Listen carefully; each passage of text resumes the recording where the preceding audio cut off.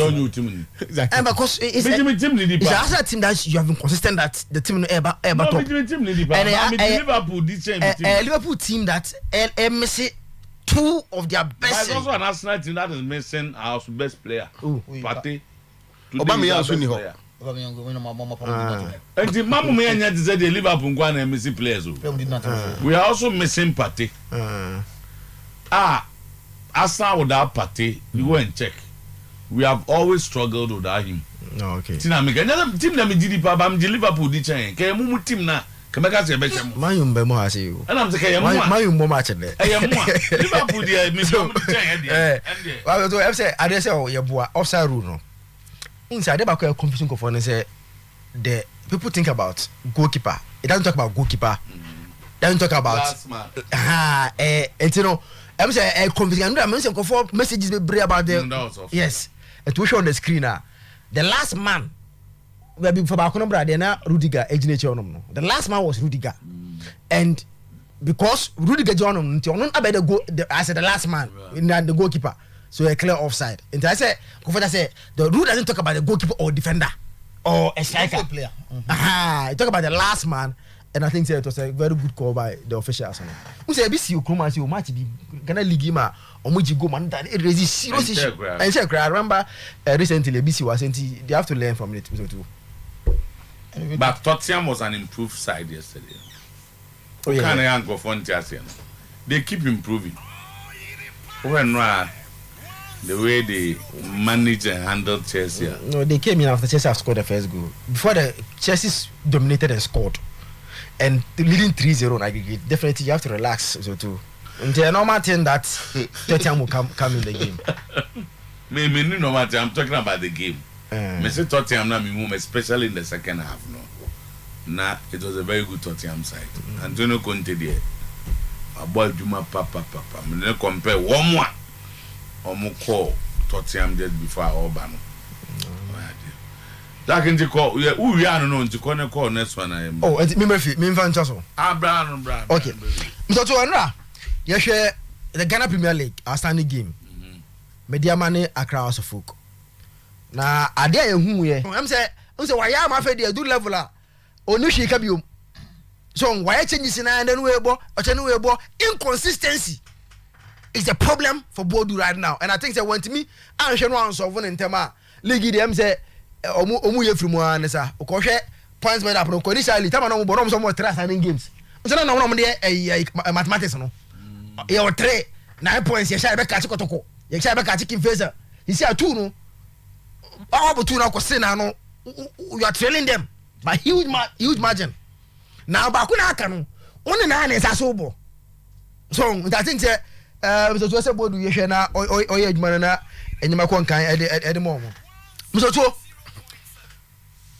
se o hwe Razak Abalura ene kotoko unsensem obeko oko if you are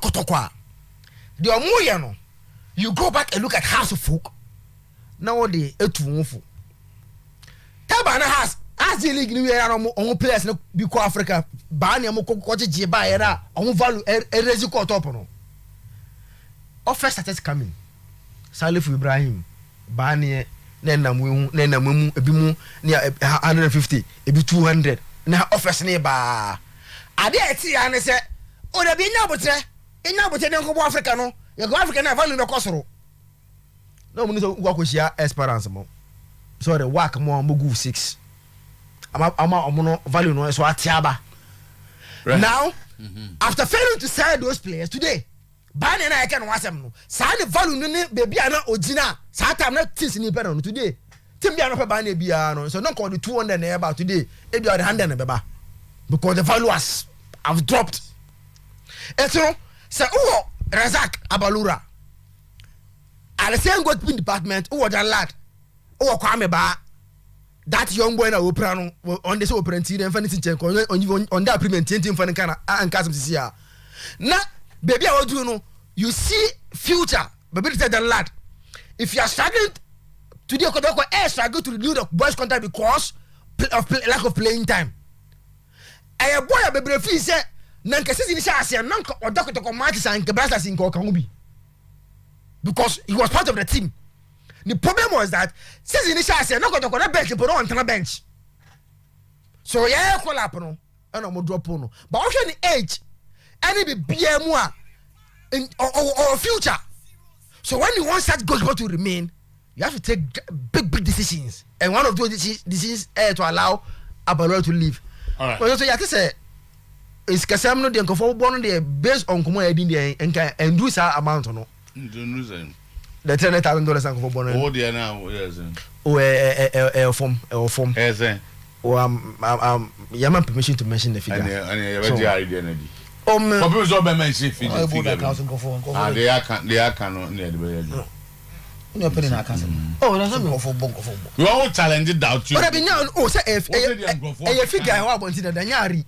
No, let me clear. Anyari figure already the nkofo can harry can be yes the boys in bia no me kasa mpacho me na me kasa figure already it is out okay kan o say se bere o ma is nke kan because brain would me pese papa no be ha me o de ko so inti ate say figure that shut down so sa ba kwotaka fo say a player you unya for free so one hoka the only says ucha salary na emano na unya such amount there a good money for Kotoko because of how they got Abalora and ubenye sanfa so didn't just less than a year na unya sanfa so we there a good money for Kotoko and I think they're going forward no ebeboama enyama konkanti so let's see how going forward this transfer deals no ebeko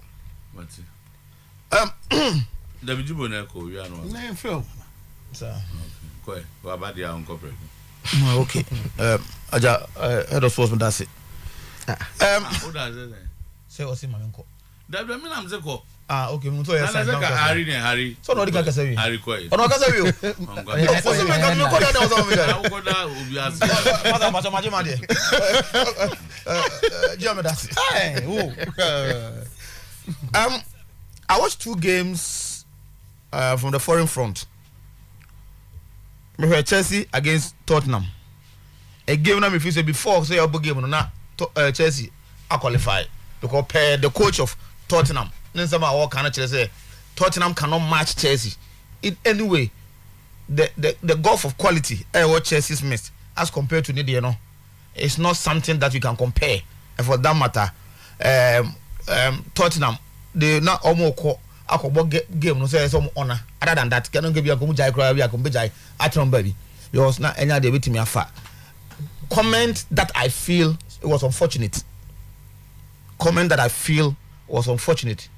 but if you are say the no if you are say fair enti no minimum say be ka say Tottenham be comment the coach no e wo ho but me as soon as say these same players even ebi no kra ya adi bia be ka ho some coaches use them to play.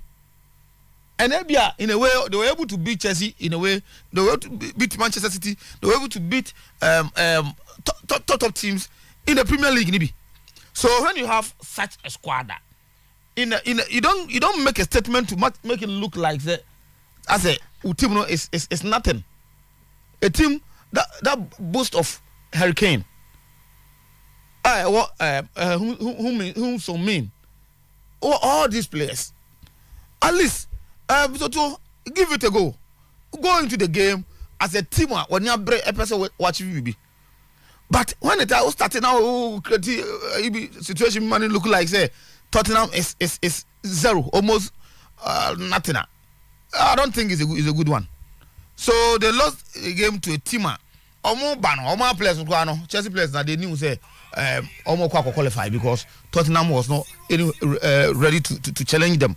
So 1-0 scoreline was expected to come. So not me surprised. That aside, so I watched Real Madrid against Barcelona. I must confess that just a matter of time. So I think Barcelona team no.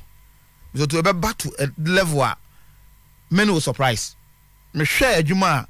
That's a game on Barcelona airborne and rap. It looks like they are passing and they are possessive football. No, it is coming back. What they lack is that killer instinct. No, Lionel Messi edema womo. And then obi o game ni bia no. You could clearly see at the point in time now Madrid struggled to come forward. Yes, Madrid individual brilliance and said the almost say team no will always come into play. Because so possess na so team yet they so they didn't force scoring them they organize themselves and they come into the game. So the 3-2 score line no Barcelona, many Barcelona supporters will be disappointed, but I think they are heading to the right direction. Juma omo coach no Xavi or just short time or buy me share in the first 2-3 games I was like, hey, I didn't know Xavi, but I remember I said almost percent Xavi they will have to give him time and with the right materials no. But to say Debia so omutrim say that type of team no wanna Messi no because come trima coach be one mepam no because Messi no type of players no omo ye no omo ye ba ku bia in about yes na Yankopon e de ba kon abedom and that's exactly what Barcelona benefited from. That's Xavi, that Iniesta and Messi play squad no munya ye no e be happy be ma e be take it be 50 e be take it be 100 years na saba because these players don't come so easily, sir. But I see a Barcelona team that is fast improving. I see a Barcelona team that possesses very well, that passes very well, to the extent that at the point in time, Madrid were struggling.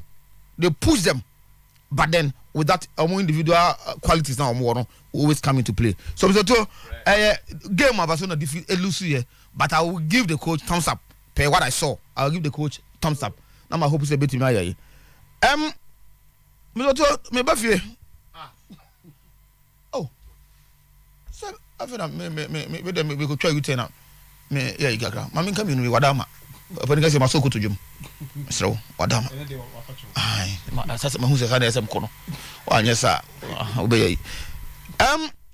Me hwe house of folk no me dey ma game no bi.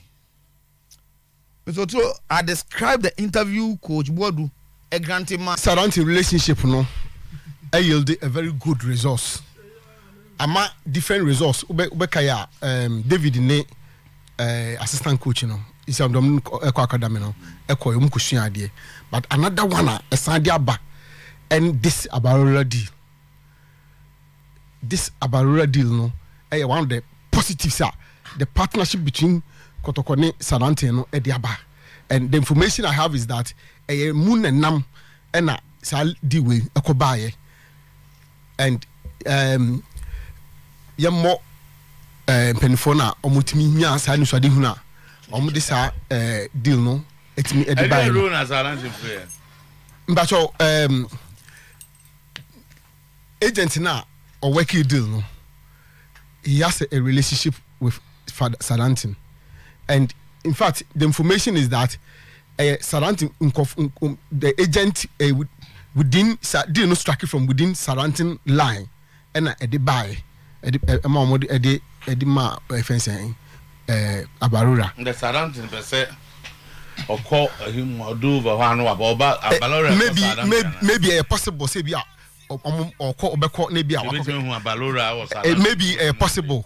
I'm not saying say I don't know a deal no, but maybe a possible because according to my men on the grounds the surrounding link relationship has something to do with side deal with now Abano and I think say you born Aba, so at least these are some of the things that you person partnership no na LED to side we are because Tama I still insist say $300,000 and a deal that is good for a goalkeeper at least straight from the local scene and you more Abaso.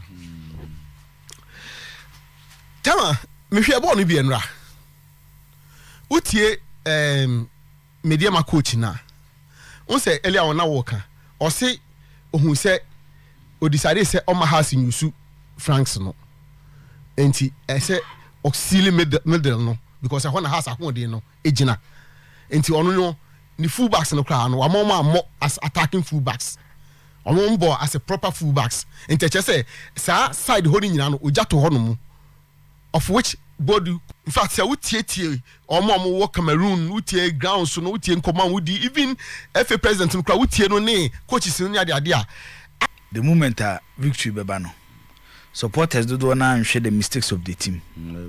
Ya share ntino ano no. And I know pay Metieti has supporters nibi, and it looks so funny. Say Dodo na meti o from nipa metim Dodo na no air portion blame to some obodu. But me be me bisa question me. Sa do imagine ho but be me bisa sa bas betin aboa me a. Season ni ba na we which air last season. Sa players you moto me surprisingly. Boadu nyusu sa players you. Edientia. Players be 10 11 na boadu to mo no. Menye sure so use mu 5 kra in matches. Say Sako se 7 na kakra de. Omunye opportunity to be with the team. Edientia. Because the team ye both season we na oji league. Na still be fear put team with maybe a 10 11 players a. E say you want to move to the next level. And some players no more bani players of good quality a on bet me abo team na push team no e dey akọ stage bi a competitors team no compete it DNT and as some obodo news sa players no ana no mpesa players no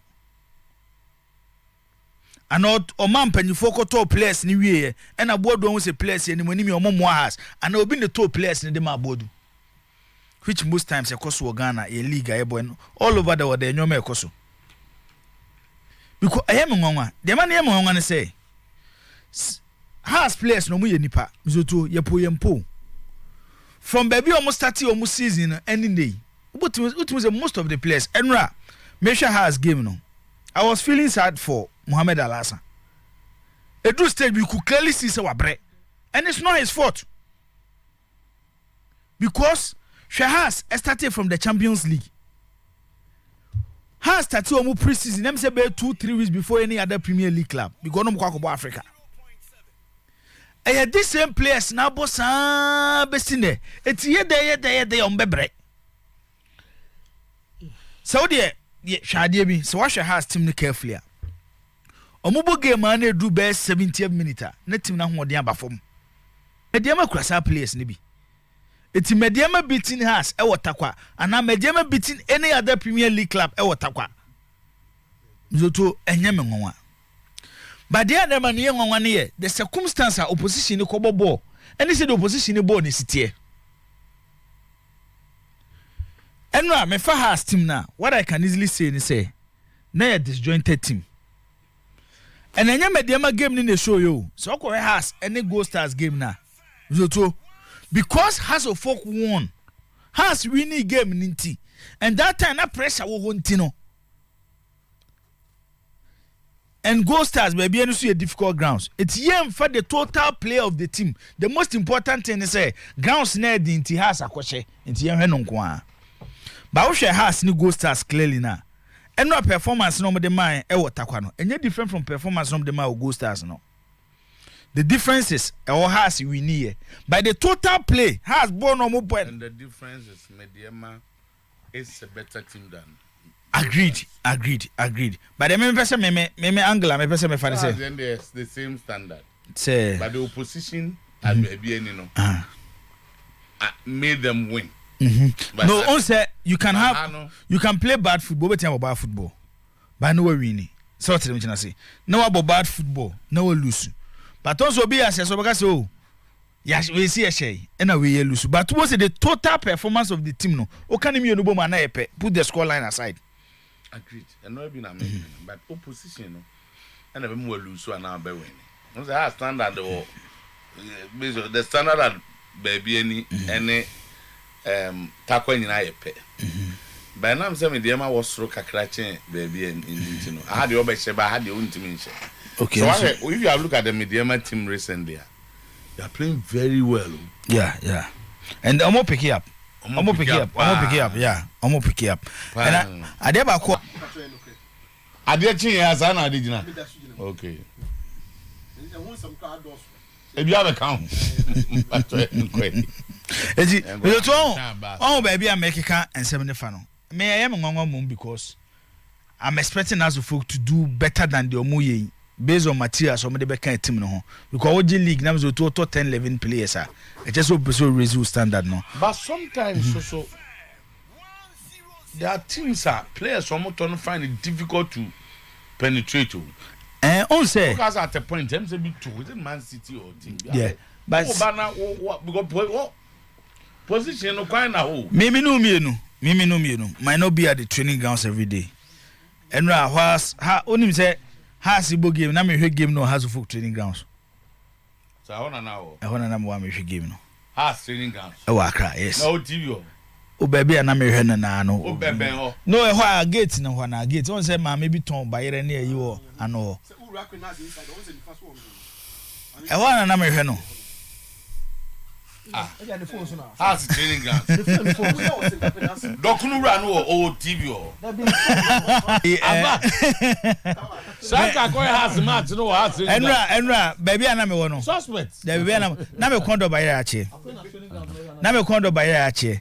Eti unka pesa anantiko no. First anantiko. Na me kondo. But ona has it. Ya ona has it ni. Ah. Na po ma hona mo yeteni. Na o isia se ni makwena. Ma unu me wo yi. Na no nanti fine na neko. Eti na me kondo bayira ache. Eti driver ni na me na so me kondo bayira ache no so yenko ebi wo ha ya. The correct one. Ti yeduru ho na na say center queeners. No mo bobo. Na that time na so na ball na start na meje mebja wo baby ne mai kama. Oh on my phone. Eti ho na me hwe ayi no kama. Wa na me hwe no. Eti baby American me to yen hwe sa anwoma no ye because me dey me nwanwa say yakoto players pa break coach na coach ni ntimi nyusu players no enye say senka other players no mo bo na yesele kwa there you don't ask the coach questions so unko busa coach ne hwe but to has team ni din a won say players ni bebre abre and after watching another game no me to Abbas mupo omumpo season ye wo mi say me a transfer window bia Fatal remains their best right back. Now, Benjamin York, he started the boy. Go na share no. So when the flick no one tap pass on the ma bani no. On a getting ball chance ma bani no. The next match the boy didn't even start at all. It's coach a problem because Benjamin York one of the players I'm going to buy. Uko baby and he created the chance for Bani for him to assist there your next game immediately now the boy that doesn't even come in the first 11. And maybe I say maybe any uyi individual players the number of players has a toy time I be a window no any players now on you so no because and na make say said they has started almost season any ne baby e wono because players ni nipa na they are players in bebre and meji tum ye say and only reason ni binti a has eto 11 players said they be obetimi rotate players no it is a do stage na sanwoma ne nkoso a obisa questions are they on players no are they players ne nya de so on with them channel these are questions you need to ask and to enra me hwe game no on board do comments ne there meji to me say one mediama no no mokobo no coach mediama pen no defeat ne ho yaw ene man de class anwoma no say Sheriff is almost for Champions League about Europa Cup omo ne FC Praga ene bebo in the next stage of the Europa Cup so there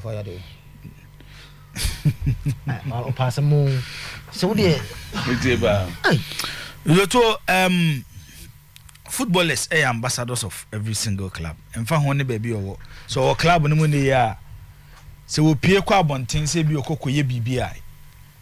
E bi kwa na de kro na okwa hwe no kwa na mfa club no. But the edinim ni say player we de obokotoko. Ade no obegina be say sometime ofi o yerepa. E so bia na nyo yerepa de kro na okwa hwe. Sekotoko move a player to menka say Moldova one of the top leagues in Europe. Na normally Real Madrid boy.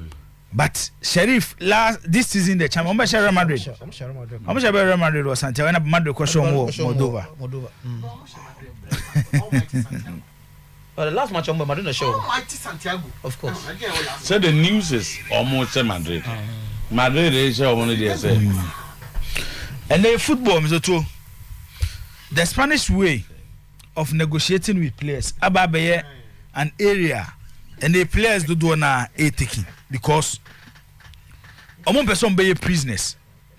Sometimes ubetimi abo club it say me PSG me fair players no more PSG so more go in prison because there are certain players on mobile PSG ebi an komobo clubs are to say obibo Premier League watch obi say Marco Verratti or Barcelona mubi ni Real Madrid ni City mubia ka level obeko by PSG mo how the club is being run any clauses needed that players so obi wo mutimi you clause ni film it's negotiation how they will sell the player amount no e omo PSG ni na determine it's nay most of the clubs any players any agents at the buyout clause contract mo when mo negotiate say player and sign ma it is a club biba na me so to otimi meet the buyout clause na player ne say obekwa based on agreement na amaye no untimi go kan che player ne say man nko because time am tena say typical example ne radio vocal based on clauses na has any radio vocal ti ase e share contract no obi ba ye o meet clause no has ye won wie nye because player ne so obekọ ade so de share contract mu etinei players in per se clubs be your mu prisoners etu do banner agent on be negotiation o se emfa buyout clause nshim ne de ashim na Razak Abalora move no on said last time I catch you say Kotoko e prepare himself for this season. When you go keeping free one to top other departments. Ubo se position bia Kotoko kra 3 players. Whether you like it or not, the strength of Ghana football market no. And then you go to the European football market. Ube to your player kasai. Say European club ba and our leagues no mo wani mu chain financially or mo ye strong chain no. E discover. We shouldn't forget say footballers na grow no mo di ni nyina no. Mizoto their biggest interest is to make money. And neighbor na yebo no enye ayi or say Kofi mu time ni Pokunti mu time. Their biggest interest is to make money. Omu pesika. Etine say offer ba na player no so obekọ titles ne de ye na mo times am agree no e wo mu so ye so okọ player no ye de obekọ. Upo etu ye football club o prepare yourself for all those areas.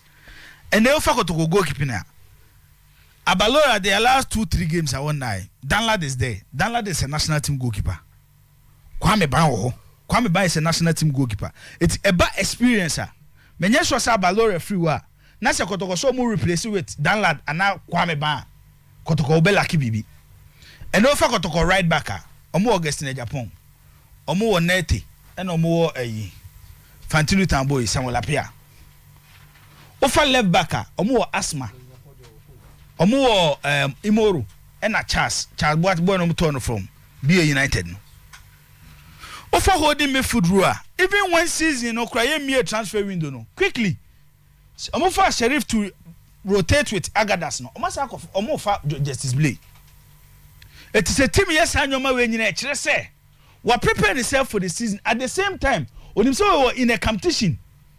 Eye there we transfer window say team ne born homoden a agents are watching, clubs are watching. They will start chasing players. It will your club, Mizoto. Based on baby, I want Yahani English Premier League. English Premier League, Ukrano. Manchester City for depth. On per se Champions League. SA resty players, Nibi. Other clubs are almost some selling clubs. They do the same thing. It's nay, yen tias yese. Yempo. The financial strength of our clubs. And no my no mudi agrom was chain. It will be very, very difficult. Seems to be maintain your players and neighbor be agent. Abalora a top goalkeeper. Currently the Metiagasagwably the best in our local league. Bamzoto best in our local league is one of Blaster. It doesn't yes I can. And yes I can. And yes I name Frobo Blaster. You think as will be at their channel. Okay, what's arguably? Fine. Yeah, Jimmy Frobo Blaster. I was there before when he was the best. And you're the best in Quantico Blasters. No, but I can't answer. You're not please. What's that? Because the all Black Stars are the best. Debbie. Okay, local league yeah boy. The best right back in our local league currently. And then you film on a Bafo. Oh, that's right back. Because at club level, no. It's Ghana Kroka Kraka. Mizo 20 players be Ghana nyina. Your best right back in the yado. Me bizao. Atizigia ona ye ne Algeria. Eti Blasters go Ghana goalkeepers nyina we wiase. No, what I'm trying to say is say your factors be different players. But see a fro be called Blaster and just players wo ho nyina the best at their positions. As at the time now friend. They bet like I say a period. As at the time no more friendly. In the eyes of former more friend when they were the best. And in the eyes of them. No interest be. No, my men churches are doing. Timer off and buy. My men churches are doing. Timer off and buy. Off and buy. It was a decision of the management and the technical team not to play Abalora. Hey, now Koton the edges can go them na panu opera. Now you're there. No, ni na account. Oh, what the man? Are you for money? No. Debbie. Then after Legon City, so better the next league game. Better the next league game, and he won. Blaster. No, this got nothing to do with Blaster. I can club as a Blaster there for me. So when you good offer from a clubber, maybe a full offer. That means you're in negotiation. You can decide to rest the player because of injury. It's done across the way. No man, yeah. Minim the entire and because of injury. Sometimes you also want to prepare for instance the other goalkeeper. Yes, it's factors. And I'm saying one of the reasons injury one to prevent the goalkeeper from getting injured. Second one, other goalkeepers to give them the chance, build their confidence. No, I know so come on, your clubs are my memory example. There was a club in Europe, and I make you offer for their player. Liverpool, Philippe Coutinho. When Barcelona decides to bet 100 and something, Liverpool has started to drop Coutinho. Omuko Germany, there be Omuko Germany. Liverpool because they not Liverpool demanding at that particular moment. Barcelona meeting.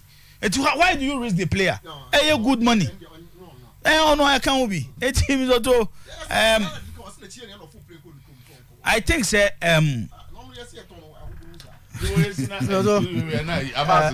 this season on 18 players, Sheriff Tiraspol has spent 250,000 euros on 18 players. I don't want to 18 players this season. Players are 18 players. This season, come on to 18 players. Loan, free. 250,000 on spending on those arrivals. And 18 players. 2.5 million and 250,000. So wait a minute, are the players long to be saying? 5,000. Say free loan. Them saying free man. Oh, when you free transfer. Boban networking. Maybe networking join. So yana abas no there's all radio man. Tell them to go for class. Yeah, try. So me they say if 18 players for $250. Oh, I don't know. Me 200,000. Was it 250? Oh, 1,000 another. Network keeper. $250,000. 18 players. Yeah, free. Now Ghana. See how players come on. Wait me. It depends players.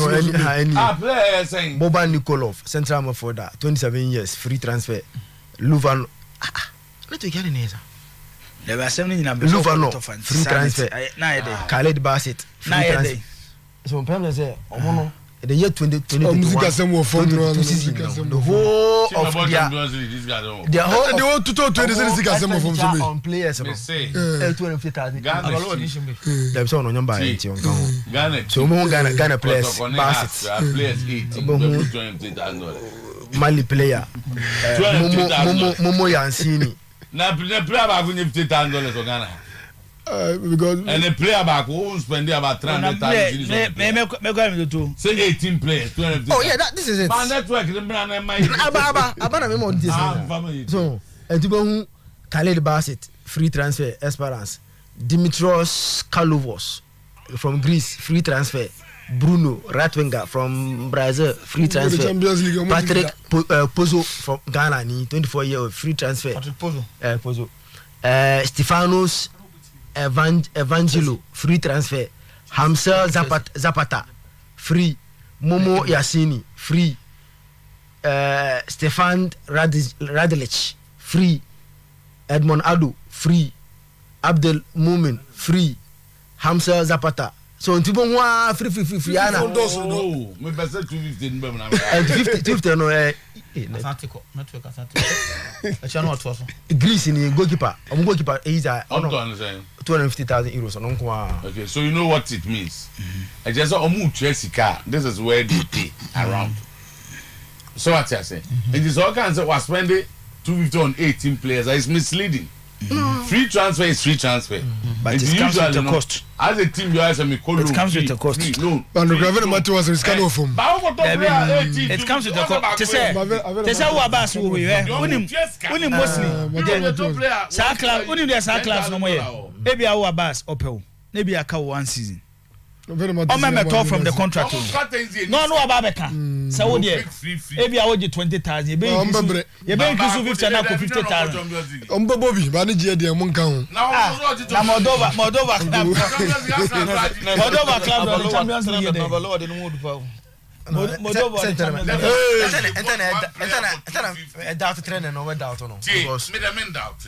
The Greek goalkeeper is $250,000. Bought one goalkeeper for $250,000. HSA, they can buy a Balora for $300,000. Now, Greek goalkeeper, let's look at his profile. Don't forget that as a time, Omega Balora was keeping for the Black Stars. He keeps for the Ghana national team. So all those things will enrich his profile. Factors. That's how the top players. Factors. And I ask national team. Last year, what debut on debut? Yana from Mumbai for Muzo and Portugal, but what be that? But Blaster. But scanning your $300. Based on their transfer records, they can pay $250 for somebody. Yeah, for the Greek goalkeeper. And the Greek goalkeeper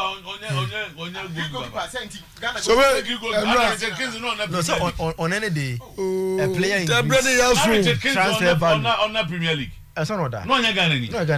Now Greek goalkeeper may be free by. Oh, what other teams? They go see just a wala court that 5th division. So on the best goalkeeper. And Two hours in on the Premier League. Yeah, Jomon Bobondi, Abuchini, DJ Havon. And not Namerico Fano. Because the performance in Quadi training, no, I had their channel. the training Quadi and Oh, your keepers are all dear. Oh, yeah, the chum. Who consider why we go to Ayashano? Why the matches on me as an hour? Who are missing in our time to good record? Away. Yeah, correct. I don't know the league. Who are correct records? The clean sheet. The correct Abbas, last year clean sheet. Champions League, one Champions League, yeah. I don't know this. Home matches in the 2 in one consider go. I don't know this. Home matches in one consider go. only